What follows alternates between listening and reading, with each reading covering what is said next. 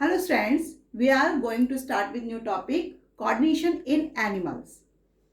Clear? Previously we have studied about coordination in plant and now we will be starting with this coordination in animals. In animals, coordination is not related merely with chemical but with specialized cells called neuron.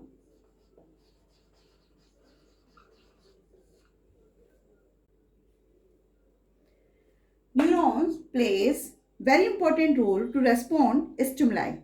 So what is a neurons? Neuron is a structure and function unit of nervous system. It is structure and functional unit of nervous system. Clear कि neuron क्या है? Neuron structure function unit है nervous system की. तो अभी हम क्या study करेंगे कि स्ट्रक्चर ऑफ न्यूरॉन. अभी हम पढ़ेंगे स्ट्रक्चर ऑफ न्यूरॉन्स या नर्व सेल्स, है ना. अभी मैंने बताया कि न्यूरॉन क्या है. Neuron is a structure function unit of nervous system. Clear. अब न्यूरॉन जो होता है वो सबसे ज़्यादा लार्जेस्ट सेल है आर बॉडी, यानी हमारी बॉडी की सबसे लार्जेस्ट सेल कौन सी होती है? न्यूरॉन होती है. क्लियर. और इसमें जो न्यूरॉन्स होते हैं वो क्या करते हैं? मैसेज को कैरी करते हैं. किस फॉर्म में करते हैं? Electrical signal. इलेक्ट्रिकल सिग्नल के रूप में करते हैं. क्लियर. और इन्हें इलेक्ट्रिकल सिग्नल्स को हम क्या कहते हैं? दूसरे नाम से भी जानते हैं. इन्हें हम इलेक्ट्रिकल इम्पल्स भी कहते हैं. इम्पल्स. क्लियर. मेरी बात समझ आई कि न्यूरॉन्स का काम क्या होता है? Neurons carry message in the form of electrical signals called electrical impulse या नर्व इम्पल्स, या क्या कहा जाता है इनको? Nerve impulse. अब अगर हम बात करें कि इम्पल्स होते क्या हैं, तो ये एक वेव होती है इरिटेबिलिटी की. A wave of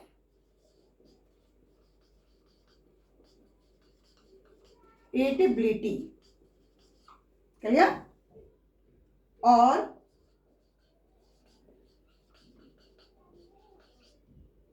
electrical disturbance.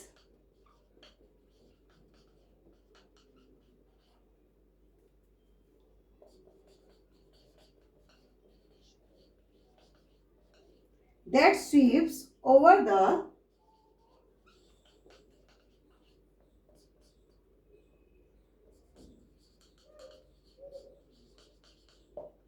nerve cells. समझ आए? नर्व इम्पल्स या इम्पल्स, इलेक्ट्रिकल इम्पल्स क्या होते हैं? एक वेव होती है इरिटेबिलिटी, यानी कि जब आप किसी भी चीज को टच वगैरह कर देते हैं तो एकदम आपका जो सिग्नल्स ब्रेन तक पहुंचते हैं ना, वो इरिटेबिलिटी होती है. और इलेक्ट्रिकल डिस्टर्बेंस है ना, that sweeps over the nerve cells. इसको हम कहते हैं नर्व इम्पल्स. अब हम बात करेंगे कि हम अभी बात करते हैं स्ट्रक्चर ऑफ न्यूरॉन्स की. तो स्ट्रक्चर ऑफ न्यूरॉन्स में जो जो 3 कंपोनेंट से मिलकर बना होता है, यानी कि जो न्यूरॉन्स होते हैं उसमें कितने कंपोनेंट्स पाए जाते हैं? Has 3 components.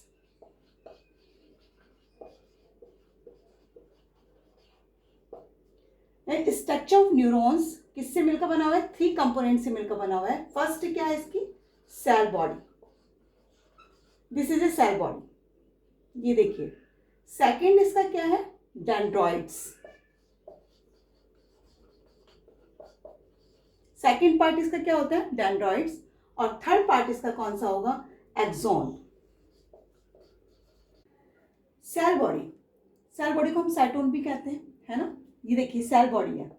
सेल बॉडी जो होती है एज अ मतलब टिपिकल एनिमल सेल होती है जो कंटेन करके क्या रखती है? साइटोप्लाज्म एंड ग्रैन्यूल्स वाला जो साइटोप्लाज्म, ये जो डॉटेड स्ट्रक्चर दिखाई दे रही है, दिस इज ए ग्रैन्यूल्स यानी छोटे छोटे पार्टिकल्स, एंड बीच में क्या होता है इसमें न्यूक्लियस। तो ये कंटेंट क्या करके रखती है, cytoplasm and nucleus. Second part इसका क्या आता है, dendroid, this is A dendroids, है ना। डेंड्रॉइड्स एक प्रकार के हेयर लाइक प्रोजेक्शन होते हैं जो कहाँ से निकलते हैं, सेल बॉडी से। सेल बॉडी से छोटे छोटे हेयर लाइक प्रोजेक्शन है जो बाहर की ओर निकलते हैं, जिन्हें हम क्या कहते हैं, डेंड्रॉइड्स कहते हैं, क्लियर। और ये ब्रांच्ड होते हैं, देखिए इनमें से ब्रांच भी निकलती है, तो इसलिए हमने कहा है ये ब्रांच्ड होते हैं। और ये इनका फंक्शन क्या है कि ये रिसीव करते हैं स्टिमुलस को and pass the impulse on to the cyton. समझे, ये क्या करते हैं, रिसीव करते हैं स्टिमुलस को, पास कर देते हैं उन इम्पल्स को। इम्पल्स हम पहले पढ़ चुके हैं कि इम्पल्स होते क्या है, ऑन टू द साइटोम, क्लियर। अब इसका थर्ड पार्ट क्या होता है, तीसरा पार्ट क्या है, एक्सोन। एक्सोन क्या है, it is a long process. देखिए सबसे लंबा एक्सोन होता है ना, सेल बॉडी का पार्ट। सेल बॉडी से क्या होता है, अराइज होता है, clear. It transmits impulse from the cell body to the next neuron. Actually क्या है कि जब ये यहाँ से सेल बॉडी से इम्पल्स को कैरी कर लेता है तो इसको ट्रांसमिट कर देता है नेक्स्ट न्यूरॉन में। ये काम किसका होता है, एक्सोन का। और ये भी ध्यान रखना, न्यूरॉन का सबसे लॉन्गेस्ट पार्ट कौन सा है, एक्सोन है। अभी हमने स्ट्रक्चर ऑफ न्यूरॉन पढ़ी थी, अब हम उसकी वर्किंग देखेंगे। स्ट्रक्चर नहीं है, अब वर्किंग ऑफ न्यूरॉन है, क्लियर। तो यहाँ पर जो वर्किंग हम देख रहे हैं उसमें देखो, सबसे पहले समझो बात को कि एक न्यूरॉन दूसरे न्यूरॉन से कनेक्ट रहता है ना। सबसे पहले इसमें हमने 3 कंसिस्ट पार्ट पढ़े, dendroid, cell body and axon. Dendroids का काम क्या होता है, डेंड्रॉइड्स रिसीव करता है, चाहे फिजिकल हो, केमिकल हो, या किसी भी तरह के सेंसेशन यानी सिग्नल को क्या करता है, रिसीव करता है and pass on to the cell body. Cell body को पास करेगा एंड देन एक्सोन। ये बात क्लियर हो गई होगी कि सबसे पहले रिसेप्टर। रिसेप्टर क्या है, रिसेप्टर यानी रिसेप्टर वो चीज़ है जहाँ से सिग्नल को आपको मिल रहा है, चाहे वो आपका हाथ हो, पैर हो, कुछ भी हो सकता है। तो यहाँ से डेंड्रॉइड्स ने सिग्नल को रिसीव किया और रिसीव करके पास कहाँ किया, सेल बॉडी तक, देन एक्सोन तक। अब आप इस बात को समझिए कि जो भी सिग्नल्स आपको मिलते हैं वो इलेक्ट्रिकल इम्पल्स के रूप में जो फॉर्म होती है सिग्नल्स की, वो कैसे होती है, इलेक्ट्रिकल इम्पल्स के रूप में होती है ना। और कहाँ पहुँचते हैं, नेक्स्ट न्यूरॉन तक पहुँचते हैं। तो पहुँचने का तरीका क्या होता है, सबसे पहले जो डेंड्रॉइड्स होते हैं वो सेटअप ऑफ करते हैं केमिकल रिएक्शन। कब करते हैं, जब उनमें इलेक्ट्रिकल इम्पल्स जनरेट होना शुरू हो जाते हैं। अब ये देखो, on reaching to the axon the electrical impulse set off the release chemicals. यहाँ पर एक केमिकल रिलीज होता है ना।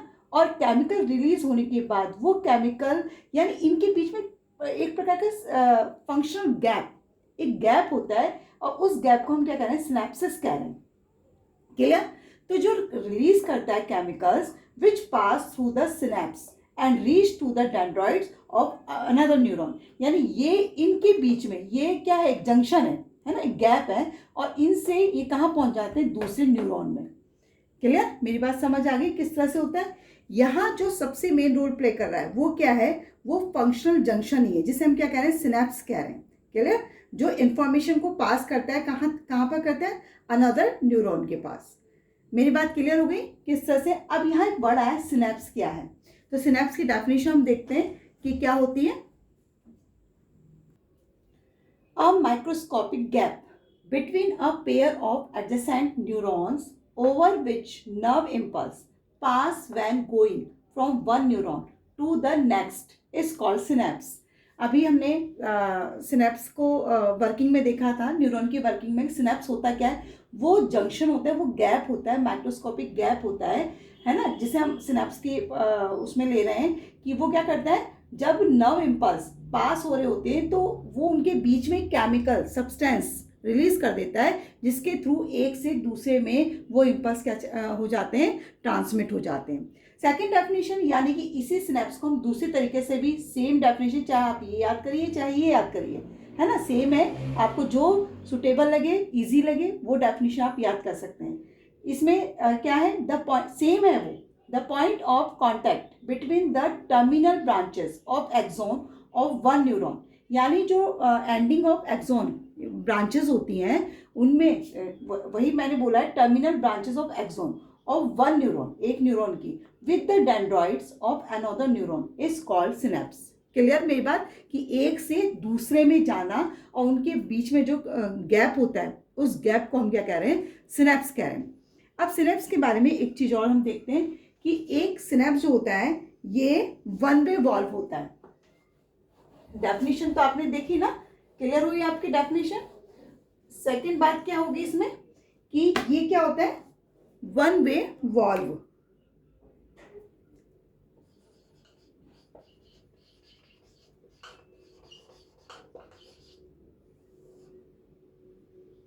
समझ आया, सिनेप्स जो होता है वन वे वॉल्व होता है। क्यों होता है, बिकॉज द केमिकल सब्सटेंस जो होता है इसका वो क्या होता है, प्रेजेंट होता है only one side of the gap.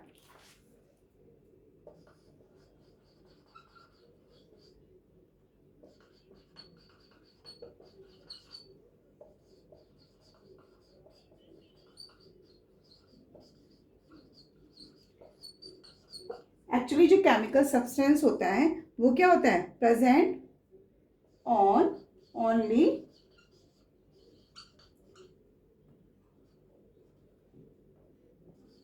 One side. समझ आया, ओनली वन साइड। कहां पर, वन साइड कहां पर, of the gap.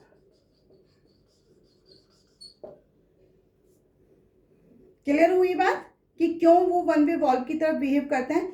Actually one way valve क्या है, ये सिनेप्स होता है एक्ट करता है ओनली वन वे वॉल्व, यानी एक साइड, एक ही डायरेक्शन में जाना है ना। और उसका कारण क्या होता है कि जो केमिकल सब्सटेंस होता है वो प्रेजेंट कहाँ होता है इसके, only on one side of the gap. Clear. इसके अलावा जो सिनेप्स होता है उसका काम क्या होता है, ये एंश्योर करता है कि that nerve impulse travel in only one direction. ये भी मैंने आपको एक्सप्लेन भी किया था कि ये इस बात को श्योरिटी करता है कि ये वन डायरेक्शन में जो इम्पल्स हैं वो जा रहे हैं या नहीं जा रहे हैं। तो ये सिनेप्स का वर्क होता है। क्लियर हुई बात। अभी हमने एक वर्ड आया था हमारे पास, रिसेप्टर। तो हम सबसे पहले इस वर्ड को एक्सप्लेन कर लेते हैं कि रिसेप्टर होता क्या है। It is a cell in a sense organ या ग्रुप ऑफ सेल्स भी हम कह सकते हैं, which is sensitive to a particular type of stimulus. Particular type of stimulus का मीनिंग हो गया कि जो स्टिमुलस आप पढ़ चुके हैं पहले, तो स्टिमुलस जो आपको मिलता है ना, जो आपके एनवायरनमेंट में चेंज हो रहा है उसके अकॉर्डिंग, या आपकी बॉडी में जो भी कोई चेंज आ रहा है उसके अकॉर्डिंग जो स्टिमुलस आपको मिलता है ना, उसके वो पार्ट जिसने आपके स्टिमुलस को रिसीव किया उसे रिसेप्टर कह रहे हैं हम, है ना। फॉर एग्जांपल, जैसे कि आपने कोई भी गर्म चीज को हाथ लगा दिया तो क्या होगा, आप इमीडिएटली वहां से अपने हाथ को क्या करते हैं, हटाते हैं, है ना। तो कोई किसी ने तो रिसीव किया आपके उसको, स्टिमुलस को। सेम इफेक्टर क्या है, it is a part of the body which can respond to a stimulus. जो स्टिमुलस आपने रिसीव किया उसी स्टिमुलस के अकॉर्डिंग रेस्पॉन्ड करना, है ना, according to the instructions send from the nervous system. यानी नर्वस सिस्टम से जब आप किसी हॉट ऑब्जेक्ट को टच कर देते हैं तो उस टच के दौरान जो स्टिमुलस आपको मिलता है वो आपके नर्वस सिस्टम तक पहुंचता है, यानी ब्रेन तक पहुंचता है, और वो आपको इंस्ट्रक्ट करता है कि वहां से अपने हैंड को क्या करो, हटाओ। तो आप तुरंत इमीडिएटली उस हाथ को क्या करते हैं, हटा देते हैं, चाहे आपने देखा है नहीं देखा है, लेकिन हॉट चीज को टच करते ही आपका हाथ वहां से इमीडिएटली हट जाता है। तो समझ आए रिसेप्टर्स और इफेक्टर क्या होते हैं। क्लियर। अब हम आगे पढ़ते हैं कि न्यूरॉन का हमने क्या देखा, स्ट्रक्चर देख लिया, न्यूरॉन की हमने वर्किंग देख ली। अब हम देखें काइंड्स ऑफ न्यूरॉन, यानी न्यूरॉन्स कितने टाइप्स का होता है। तो न्यूरॉन्स 3 टाइप्स हैं। सबसे पहले सेंसरी न्यूरॉन।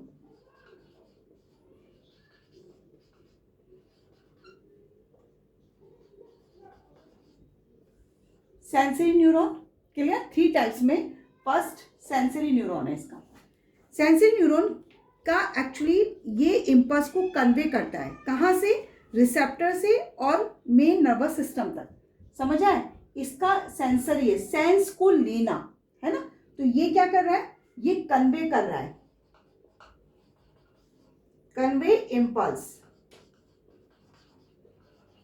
कहाँ से कन्वे कर रहा है? रिसेप्टर से, जो भी हमने पढ़ा था।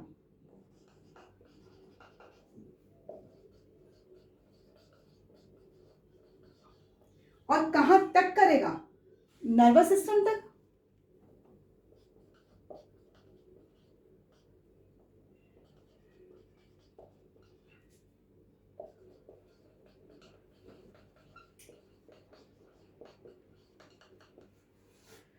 समझ आया सेंसरी न्यूरॉन क्या होता है? सेंसरी न्यूरॉन सेंस को लेना। सेंस क्या? आपके सेंस ऑर्गन्स होते हैं, उनसे सेंस को लेना और कहाँ तक पहुंचाना?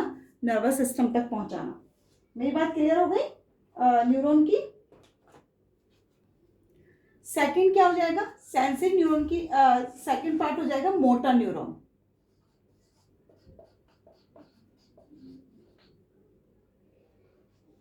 सेकंड हमारा क्या है? Motor neuron. अब देखिए इसका बिल्कुल जो सेंसरी न्यूरॉन हमने पढ़ा था उसका जस्ट अपोजिट क्या होगा? Motor neuron.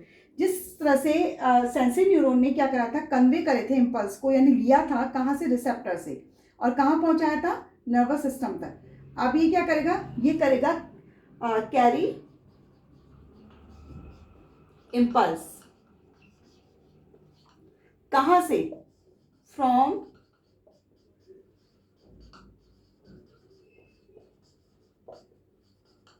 Nervous system. Clear? और कहाँ तक पहुंचाएगा?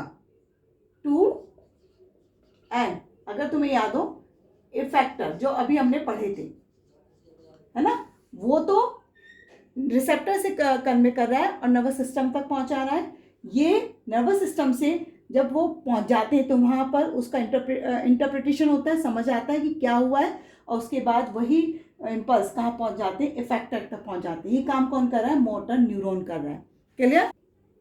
थर्ड क्या है? Relay neuron. रिले न्यूरॉन को हम कनेक्टिंग न्यूरॉन भी कहते हैं। Relay is on connecting.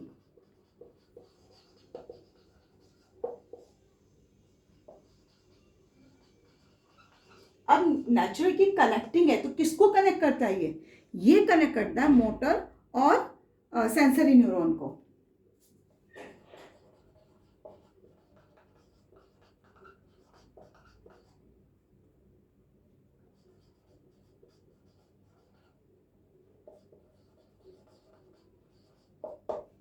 Clear? Relay third का काम क्या होता है? सिर्फ ओनली कनेक्ट करना, सेंसरी एंड मोटर। अभी तक हमने न्यूरॉन के बारे में पूरा स्ट्रक्चर पढ़ा, वर्किंग पढ़ी, काइंड्स पढ़ लिए उसके कि न्यूरॉन में किस टाइप कितने टाइप के होते हैं, है ना। Nervous system in animals next topic हमारा। नर्वस सिस्टम एनिमल्स में सबसे, एनिमल्स की अगर हम बात करते हैं तो आप ये जानते हैं जो सिंगल सेल होते हैं, सिंगल सेल मतलब जिनमें केवल एक सेल पाई जाती है, सिंगल सेल्ड एनिमल जो प्रोटोजोआ भी होते हैं, प्रोटोजोआ में मतलब आते हैं। क्लियर? और ये जो सिंगल सेल एनिमल्स होते हैं इनमें पर्टिकुलर कोई सिस्टम तो पाया नहीं जाता है ना, नर्वस सिस्टम तो होता नहीं है। तो इनमें कंट्रोल कोऑर्डिनेशन काम किसके थ्रू होता है? तो सिर्फ only is done by the body cytoplasm. जो बॉडी साइटोप्लाज्म होता है उसके थ्रू ही इनमें क्या पाया जाता है? कंट्रोल कोऑर्डिनेशन का वर्क होता है। क्लियर? अब इसके अलावा क्या कोई और भी एनिमल्स हैं? यस, जैसे hydra. Hydra is a not a single cell, this is a multi cellular animal, है ना, लेकिन इतना ज़्यादा विकसित नहीं है, इतना ज़्यादा हायर एनिमल नहीं है। तो हाइड्रा में सिर्फ ओनली क्या पाया जाता है? एक नर्व का नेट पाया जाता है, नर्व नेट, है ना। हाइड्रा आप लोग जानते हैं स्ट्रक्चर कैसे होती है हाइड्रा की? इस तरह की स्ट्रक्चर होती है ना हाइड्रा, ये इसके टेंटिकल्स होते हैं, इस तरह की स्ट्रक्चर होती है। तो इसमें नर्व का नेट पाया जाता है, और नर्व नेट का मतलब कि इसमें इस तरह से जाली, देखिए ऐसे इस तरह से पूरा फैला हुआ होता है ये, और ऐसे ये नर्व का नेट पाया जाता है। क्लियर? और ये नर्व इम्पल्स होते हैं, ये ट्रैवल करते हैं एनी डायरेक्शन में। कोई भी जो आपका इम्पल्स इनको मिलते हैं उन इम्पल्स को किसी भी डायरेक्शन में क्या कर देता है? फॉरवर्ड कर देते हैं। क्लियर? और इस जो अदर एनिमल्स होते हैं उनमें एक अलग तरह की स्ट्रक्चर पाई जाती है जिसे हम कहते हैं गैंग्लियन। गैंग्लियन मेरी बात समझ आ रही है? देखिए सिंगल सेल जो एनिमल्स थे जैसे कि अमीबा, उसमें उन्हें हम प्रोटोजोआ में रखते हैं, है ना, प्रोटोजोन्स भी कहते हैं। तो उनमें जो कोऑर्डिनेशन का काम करेगा वो सिर्फ ओनली बॉडी साइटोप्लाज्म करता है। इसके अलावा उससे थोड़े विकसित जैसे कि हाइड्रा, हाइड्रा थोड़ा मल्टीसेलर एनिमल होता है लेकिन इतना हाईएस्ट एनिमल नहीं होता।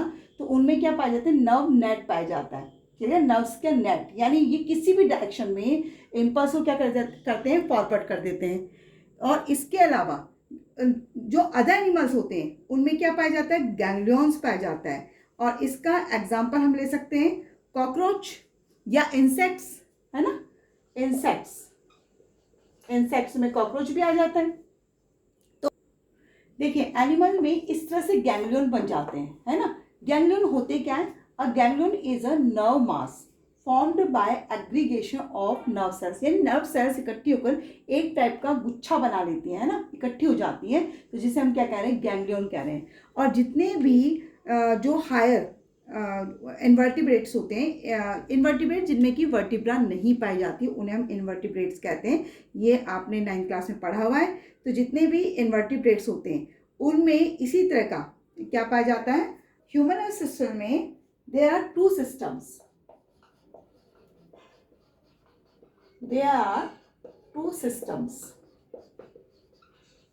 of coordination in humans. These are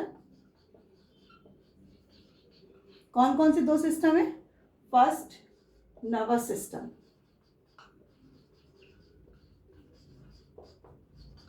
और सेकेंड एंडोक्राइन सिस्टम।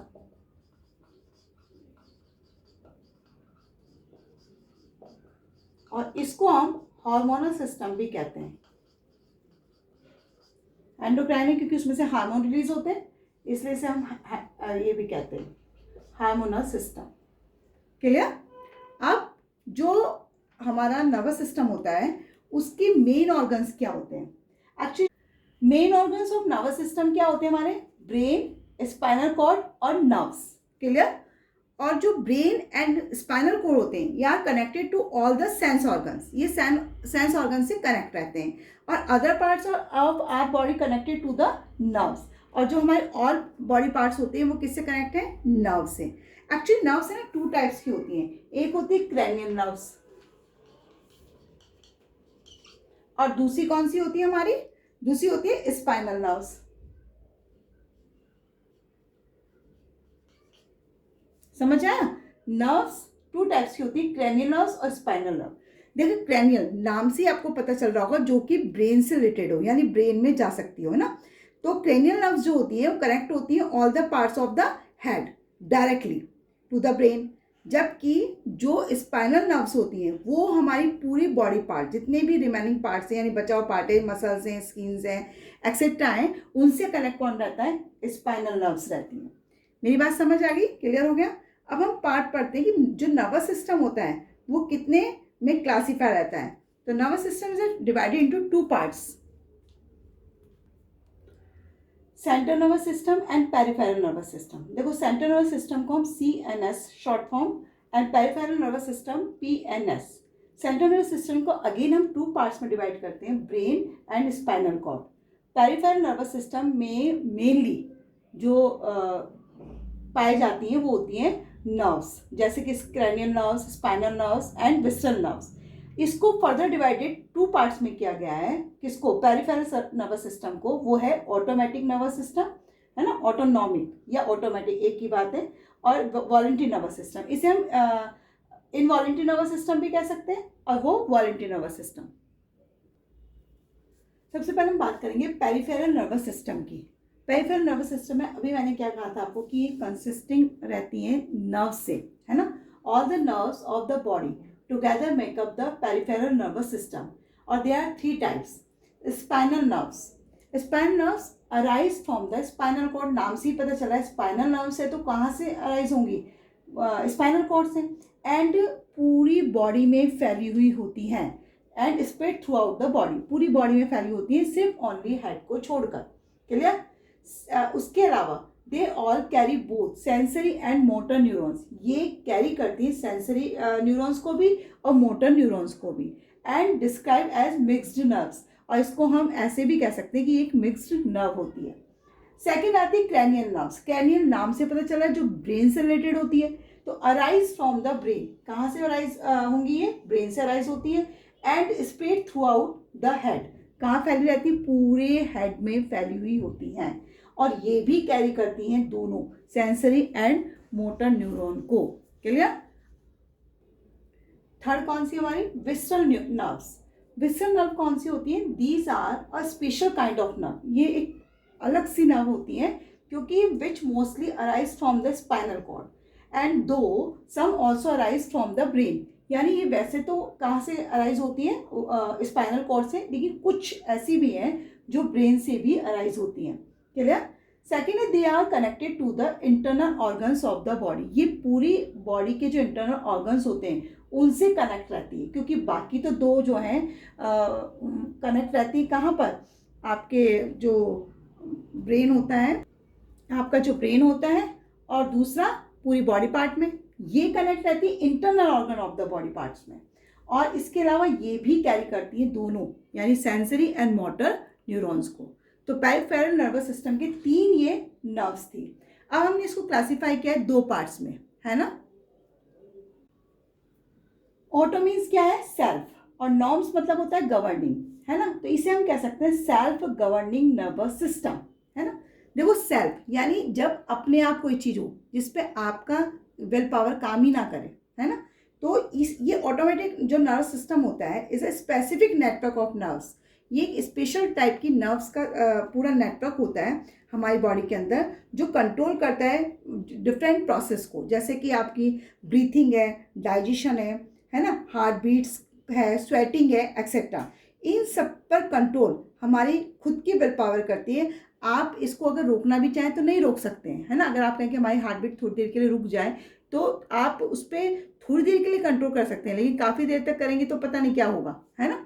इसी तरीके से डाइजेशन है, आप कहें कि डाइजेशन रुक जाए, नहीं रुकेगा, वो अपने आप प्रोसेस चलता रहता है, तो उस सिस्टम को तो हम क्या कह रहे हैं, उसे ऑटोनॉमिक नर्वस सिस्टम कहते हैं। तो इसकी डेफिनेशन क्या हो सकती है, the autonomic nervous system control and regulates the functions of the internal organ of the body involuntary, इसलिए इसे हम क्या कहते हैं, इनवॉलेंट्री नर्वस सिस्टम या इनवॉलेंट्री फंक्शन भी कहते हैं, क्योंकि इस पर हमारा कोई कंट्रोल नहीं होता है।